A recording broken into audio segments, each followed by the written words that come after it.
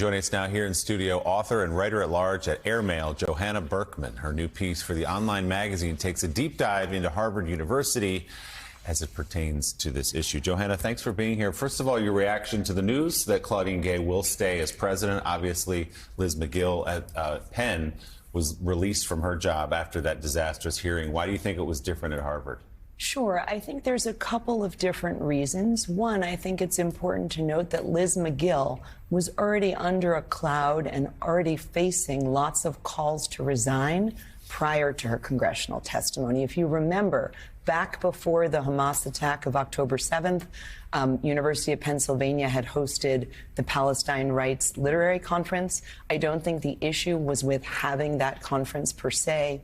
I think the issue some of the major donors and some on campus had was with the fact that they were having very well-known anti-Semites like Roger Waters speak at that conference. I think that was an issue for a number of people in the community, including Mark Rowan of Apollo. And so I think there was a whole movement underway already to have her leave office. And at first, if you remember, Mark Rowan was quite forthright about it. And then at a certain point, he kind of left the public stage. But in fact, I think behind the scenes, he was continuing to advocate for her removal, as were others. And I think her congressional testimony was kind of a last nail in that coffin. And I think Claudine Gay is different very much in that regard. There are, for sure, heavy hitters at Harvard. Absolutely. Huge donors who've expressed since Yes. October 7th their concern. They've called for her resignation. Yes. So was it just that the faculty sort of rallied around her, you think, that saved her job? I think it was a number of things. I think Harvard wanted to take a different tack. I think they chose to be deliberative. They didn't want to have, from speaking with my sources from Airmail while I was reporting, as well as in the last couple of days doing additional reporting, the idea was not to have a knee-jerk, reactionary, quick decision. I think the community as a whole, much of it, was extremely disappointed with her testimony. And as the corporation said in their statement this morning, that was an error. And Claudine Gay herself apologized for it. So I think that was a big piece of it. And I think what we're seeing, they are saying that they are giving her another chance and that she is going to redouble on her efforts to fight anti-Semitism. And I think if she does that, that will be really terrific for the community. If she does not, I think that will be a very significant thing. I think people will be watching her very, very closely. And I just want to highlight, if I may, there's a really significant bit of news embedded within the corporation's statement this morning. I don't know how much attention it has gotten yet, but they do mention that they undertook, and this is the first that it's being publicly disclosed, a review of her academic writings, and that this was brought to their attention in October. They say they've done a thorough review, and that Claudine Gay will now be in communication with 2 of the journals where her work has been published, and that she will be making 4 corrections. She will be adding citations, and she will also be adding quotations to passages that she published as her work. Right. The accusation was plagiarism, and it looks like this investigation concurred, but giving her the chance to fix it. That is certainly what it looks like, but what I think you're going to see, Harvard, at the end of the day, is an academic and research institution, and I won't be surprised from speaking with some community members this morning. I will not be surprised if there are serious requests made to see that report. And also, who are the political, according to the corporation, they consulted with leading political scientists to review her work. I'm sure, I take them at their word that they did, but I think there may be calls, who were those political scientists, and, to disclose the report, to have transparency, which I think many feel in the community is really important and has been lacking.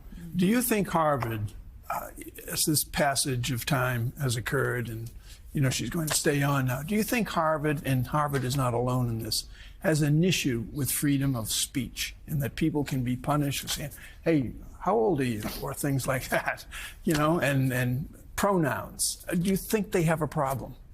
I think, based on my reporting, what I can tell you, is yes. On a recent call with Harvard donors, Dean of the college, Rakesh Khurana, was asked the question, how does Harvard have open dialogue when we're living through a very partisan, challenging time? And what he said in answer to that question, literally, was, Houston, we have a problem. And then he cited a survey that I think is really significant.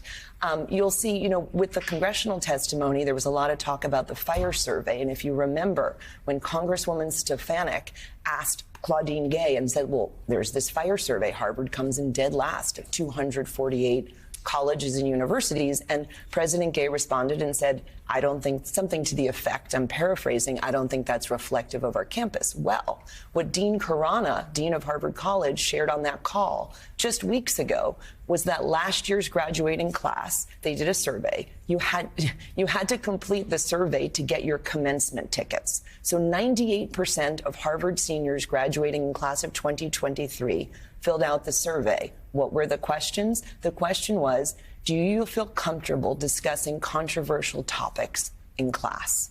And about 37% said they did. And then the question was, do you feel comfortable discussing controversial topics with your peers? And 39% said they did. I do not. I think those results speak for themselves to answer your question. I think there is an issue. I think they are aware there is an issue.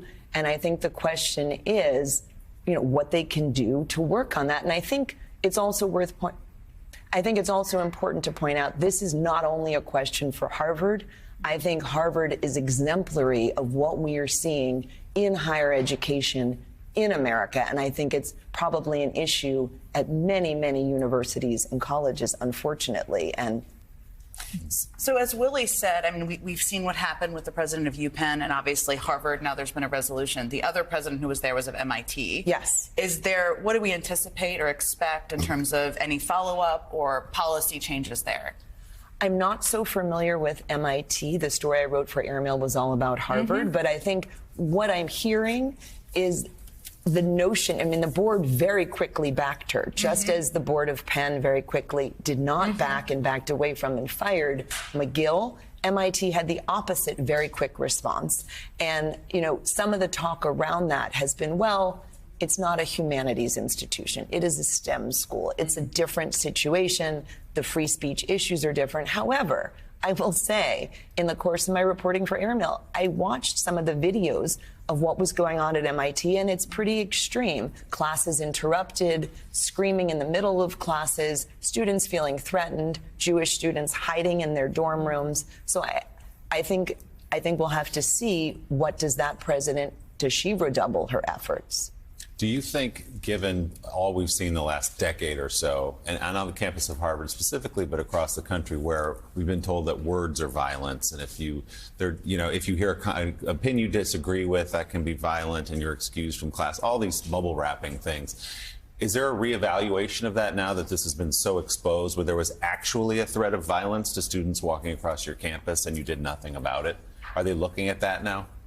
I think the short answer is yes. I think, I was speaking last night with Rabbi Zarchi of Harvard Chabad, and he said to me, as disappointed as he was with the congressional testimony, there is a way in which it liberates the situation. And he said, sometimes the biggest issue for resolving something is diagnosing the problem, and that what we saw in the testimony was the illness, in a sense, and that now is the chance to move forward, having all seen that, in the U.S. and globally. To see that on display makes it quite clear that there is much work to do in higher education, Harvard and elsewhere, absolutely. Let's hope it's a moment for growth for everybody. We'll see. Airmail's Johanna Berkman, fascinating piece. Thanks so much for being here. Thank you so much for having me.